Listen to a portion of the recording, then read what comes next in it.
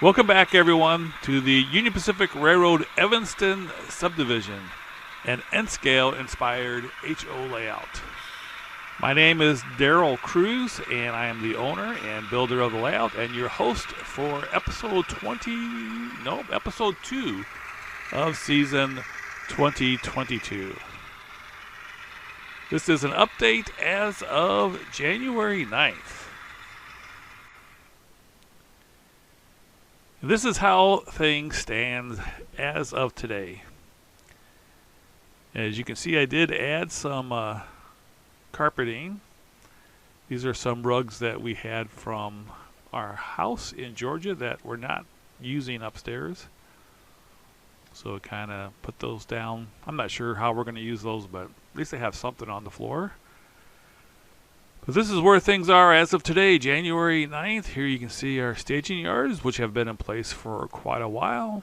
And you have your first control point here in Morgan, and then Morgan itself will be on this curve. And then we have a long stretch here, 20 plus feet. And then on to the rest of the layout and what we have so far. Here's my little workbench. I've been working on testing all my N-scale signals and posting them on my website. I put about 3/4 of the signals up, and all but one sold out in a day. I am going to be putting some more up, so you still have a chance if you're looking for N-scale signals. Anyway, here's the layout as of now. We've all seen all this already. This is the Taggart Mountain area. And then this corner here will be Devil's Slide. And then we have the Devil's Slide control point, and then the Wholesome Cement area with the third crossing of the Weber River. So I did not add any more roadbed or track, so we're still at the same point here. But I did get some room finishing done and a little bit of bench work here. I have just a piece of plywood on top here, by the way. Trying to figure out if it will work for the next piece of roadbed. So did the room finishing here, and I did get a little bit of the bench work done. Still have quite a bit to do, but this is all the room finishing that I did. Basically framing and installing some sheetrock and taping and floating and sanding and painting and all that stuff. Not my favorite thing to do, but it must be done. I am to the point of covering up the sewer line. You can see I have a little 2x3 there that I anchored to the concrete wall and then framed up to that, and then I have a 2x3 at the top there to screw into. I did cover up a clean out here, so I put a note to myself. Clean out is 17 inches from here. I decided not to do a access panel here at the clean out. I figure if something happens where we have to have that clean out to clear a clogged drain, I'll cut a hole in the sheetrock and then I'll build an access panel at that point. But anyway, here's how things look. I have to say I'm very happy with the way the ceiling is turning out. I think it looks great. It definitely is a nice open feeling, and I think it looks good. To be honest with you, I think it looks better than having the standard ceiling tiles of a drop ceiling. And even, it might be better if I was able to sheetrock it, but that just wasn't happening. All right, the framing that I did. This is the Taggart Mountain. As you can see, this is my first attempt at framing the L girders on a curve, and it's confusing. It's basically I just kind of put two rectangles together and then attached the two. It was very haphazard. I was not real happy with my handiwork here. This corner here kind of the same thing, not quite as bad. But it was functional and it did work, but it was really, not very well, just not very organized. So I decided from here on out I'm going to plan out on my track plan exactly how the L girders are going to come out. So here the orange is the L girders and the green is then the joist. So I kind of planned out exactly how the L girders were going to go and where the joists were going to go. I even went all the way up through the peninsula, so I'm going to be working on this peninsula here before too long, and I'm kind of working out where that all is going to happen. So from that plan then, instead of just haphazardly doing things, here we have where we are at this point. Instead then, I used the plan to put the L girders first on the wall here, as you can see. And then I put in the middle section here to come to the front L girder. This is a temporary leg that I put in there to kind of hold things up. And then once that was in place, again, this is all according to the plans that I had put together on the track plan.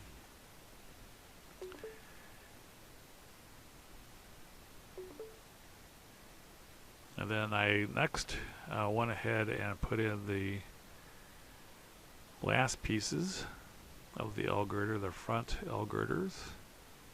I ran out of wood. This is as far as I got. So I'm going to go to Menards today and get some more wood.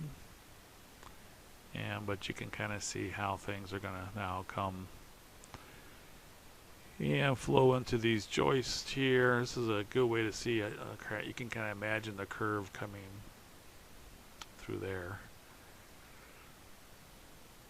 This is without the piece of plywood I had on there, obviously. These joists here are like 40 inches. That's the longest one, is 42 or so. Those are back to 30. These here are going to be in the 20s. Like 28, upper 20s. And this week I'm going to work on continuing the bench work all the way out to about here. Hoping to also get roadbed and track on there.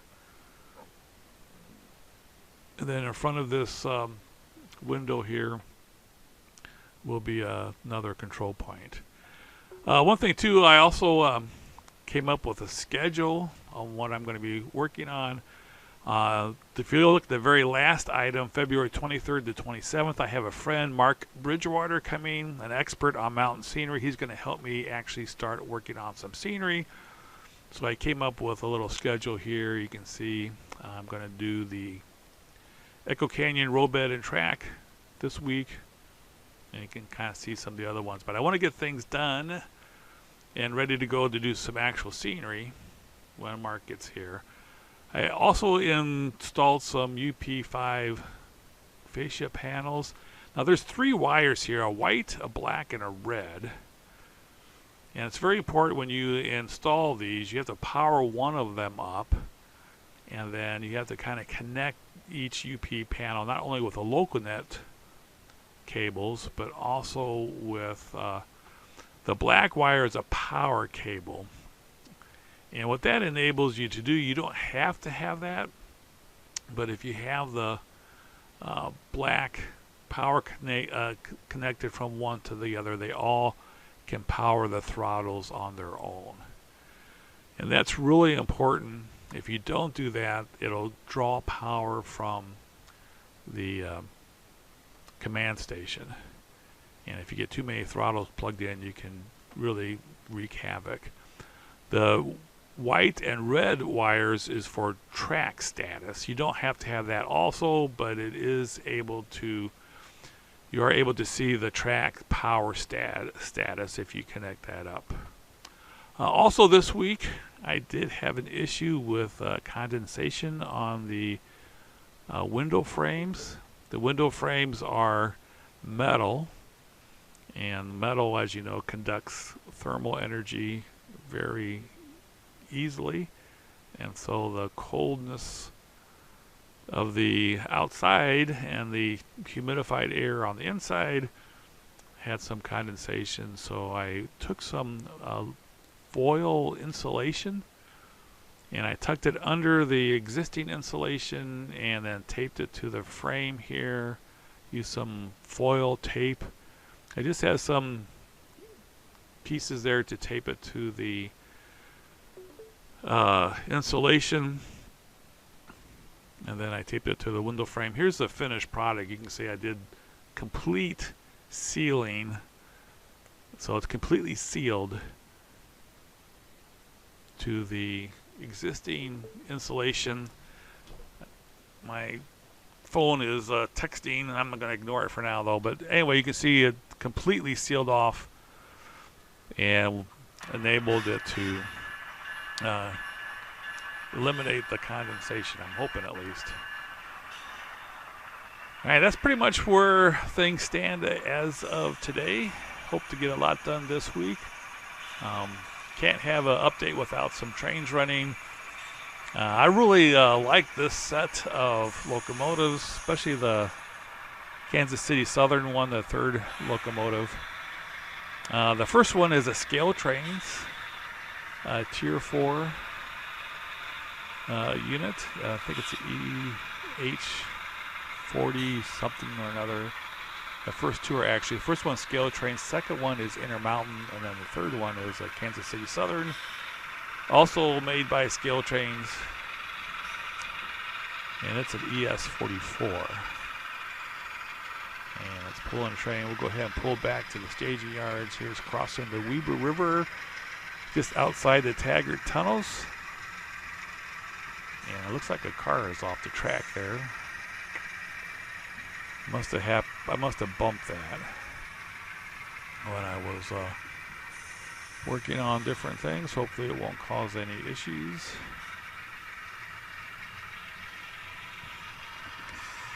Now the scale trains units, the first one and the third one, have sound.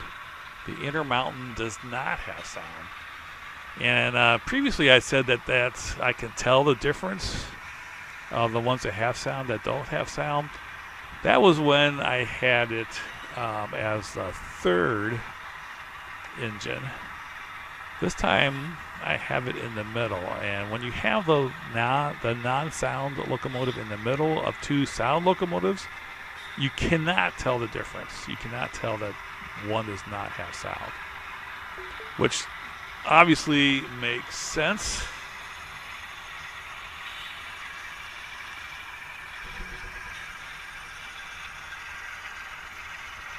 If you have it in the middle, it would obviously be less obvious that it doesn't have sound. So I'm not going to get sound for these after all.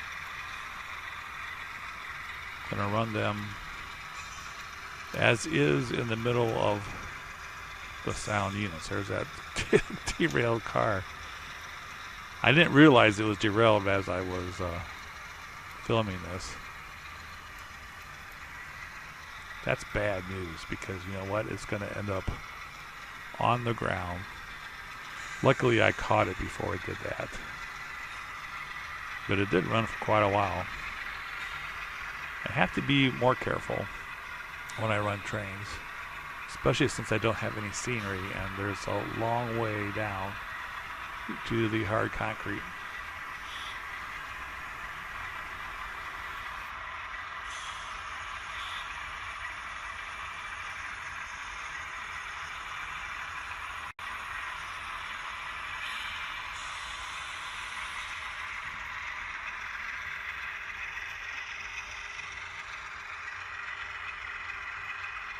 Thanks so much for watching.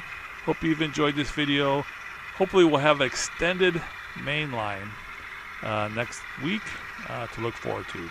Have a great week, everyone. Take care.